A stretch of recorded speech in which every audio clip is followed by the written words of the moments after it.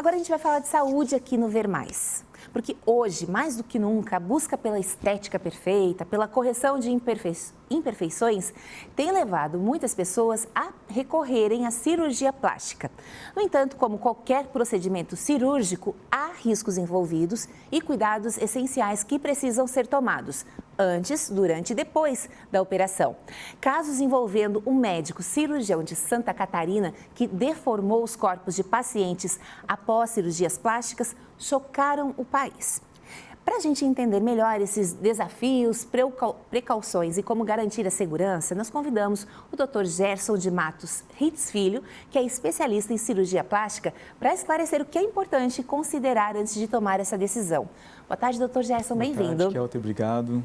Bem, as imagens, que desde domingo, após essa matéria exclusiva do Domingo Espetacular vir à tona, são imagens que você está vendo, são imagens pesadíssimas, mesmo para quem, gosta de fazer procedimentos, que não tem medo de cirurgia, se assusta e já acha um milagre elas terem sobrevivido a isso.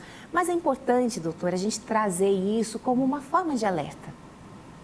Exatamente, Kelty. Então, eu acho que assim, infelizmente aconteceu essa situação e a gente tem que usar isso como alerta realmente para a população, para as mulheres que desejam fazer a cirurgia plástica. Mas eu acho que também a gente tem que ter as duas mãos, né?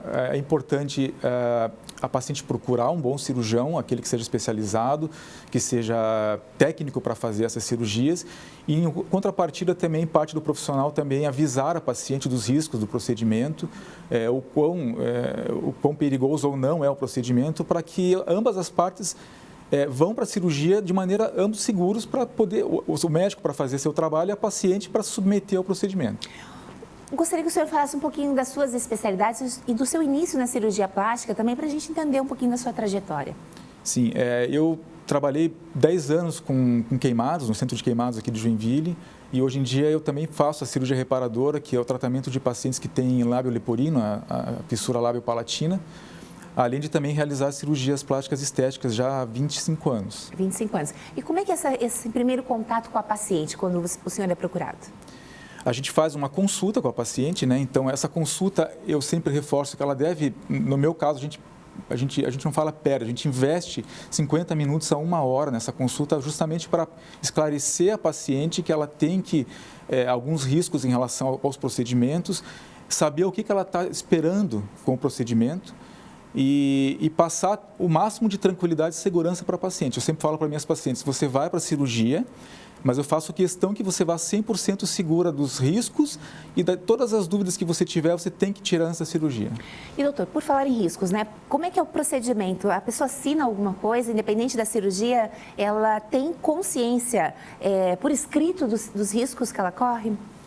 Isso, como eu falei, a gente acaba conversando muito com a paciente, esclarecendo os riscos que ela possa ter na cirurgia, mas a gente tem um documento padrão que a gente chama de termo de consentimento, que a paciente assina, sabendo que existem esses riscos por escrito. Então, ela lê esse termo e ela assina, estando consciente disso. Eu insisti nisso porque, às vezes, você está tão obcecada com a ideia, quero colocar uma prótese de silicone, quero fazer um enxerto no bumbum, que você só pensa no resultado estético. Então, o médico vai falar, às vezes você nem está atenta ao que você está ouvindo. E aí o papel, então, serve para reafirmar, para confirmar aquilo, para ter certeza que você está consciente, então. Exatamente. Então, esse é o primeiro passo. Procurar um profissional, além de ele te explicar, tem que ler o que está nesse termo de consentimento. Exato. Às vezes a paciente não gosta de ler, porque dependendo do termo ele é um pouco extenso, mas é muito importante que se a paciente não quiser ler, ela, pelo menos o médico, então leia para ela, ou então fale os principais pontos desse termo.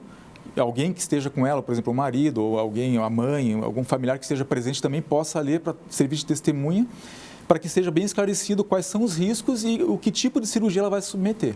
Doutor, quando a gente procura um profissional, a gente às vezes procura pelo nome, por uma indicação, e muita gente pelo preço, infelizmente, às vezes pelo preço.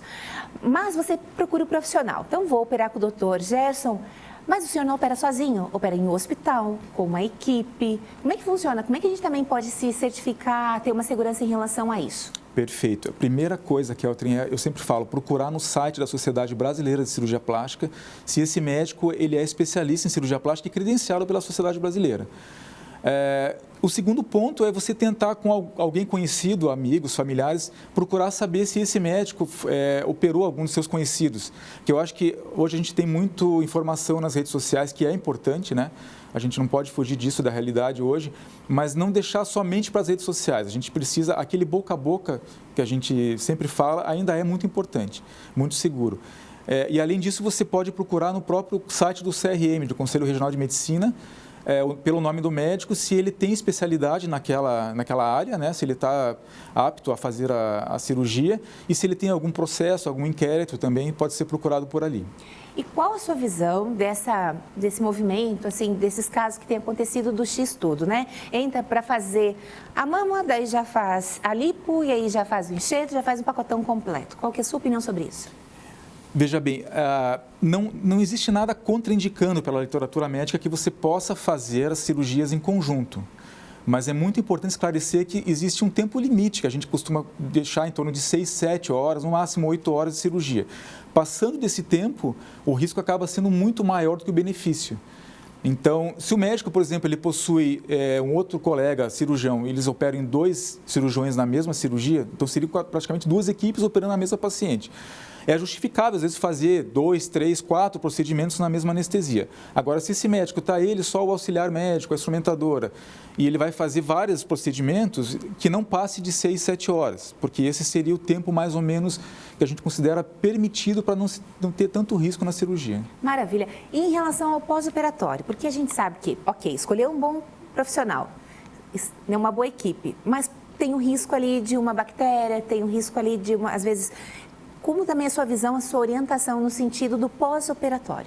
Perfeito. Eu sempre falo para os pacientes, a gente vai fazer a cirurgia, grande parte é responsabilidade do cirurgião plástico, mas a paciente também tem que entender que ela tem sua responsabilidade no pós-operatório. Então, esse pós-operatório tem que ser feito, geralmente, num ambiente em casa, né?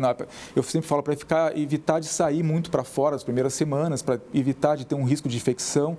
E em qualquer problema, nem que seja pequeno, uma inflamação, um pontinho que caiu, já entrar em contato com o cirurgião, porque às vezes a gente consegue solucionar a complicação ou o problema já no primeiro momento. Eu sempre falo, a complicação na cirurgia, ela pode acontecer, ela faz parte da porcentagem da literatura médica, mas se você não tratar no momento certo, não procurar auxílio no momento certo, isso pode se tornar um pesadelo. Então, por mais simples que seja o complexo, uma cirurgia, ter esse contato com o médico, saber que você pode chamá-lo e ele vai te responder, eu acho que ajuda bastante nesse processo. Com certeza, é fundamental. Isso é importante. Bem, doutor, falando de um assunto pesado no dia do médico, né? Um assunto, assim, cabuloso, mas necessário. E eu não posso deixar de perguntar para o senhor como é que foi a sua escolha pela medicina? Então, é curioso porque meu pai era piloto da Força Aérea. Então, desde pequenininho, eu tinha aquela história de querer ser piloto também, né? E eu fiquei com essa ideia na cabeça até os 17 anos, quando eu tive um acidente de motocicleta, aquela mobilete que a gente usava, né, e acabei fraturando a perna.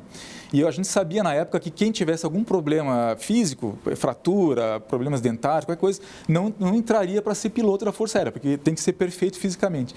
Então ali eu já, mais ou menos, o sonho acabou ali. E no meu tratamento com os médicos que me trataram, os ortopedistas, eu acabei tendo uma visão da medicina bem diferente e acabei me vendo neles como profissional. Então, foi a partir dali que eu decidi fazer medicina. Que bacana. Então, parabéns. Obrigado. E muito obrigada por